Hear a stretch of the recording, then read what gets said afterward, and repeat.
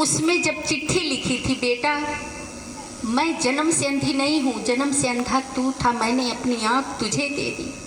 क्योंकि मैं अंधी मेरी सास थी, अंधे का दुख मुझे पता था कि मेरी औलाद को कोई अंधा ना करे।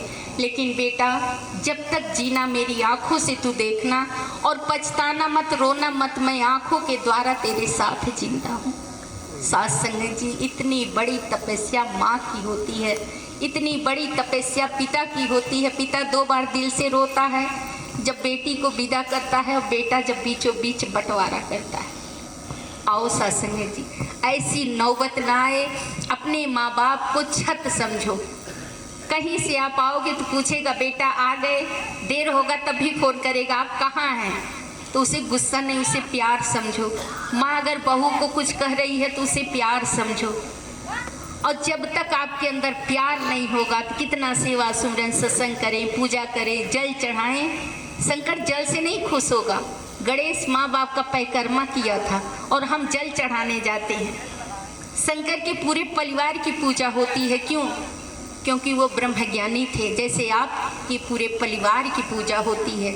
सदगुरु आपको पास बुलाया, गद्दी पे बैठाया, बगल में बैठाया, अपनी गद्दी भी दे दिया कि मेरे बच्चों आओ, प्यार रहे।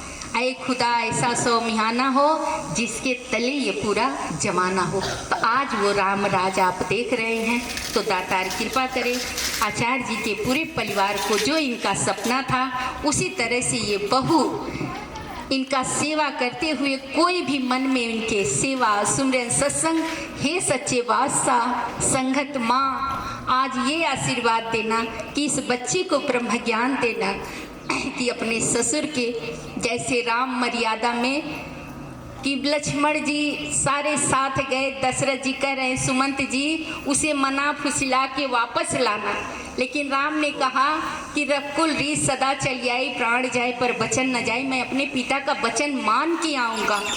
मेरे हरिचंद्र जी थे, बिक गए थे वचन के लिए, तो हम भी तो उसी बाप के, उसी वंशज के हैं। मनो शत्रुपा की हम भी संतान हैं, तो हम भी अपने पिता का वचन माने। अगर मेरा पिता ज्ञान लिया है, ज्ञान में जाने को कह रहा है, तो सहज में स्वीकार करके इस ब्रह्म ज्ञान की दात मिले और ये दोनों बेटी बेटा अपने माँ बाप का कर्तव्य निभाते हुए सेवा को करते जाएं। सास संगत जी प्यार से कहना धन्य रंकार जी।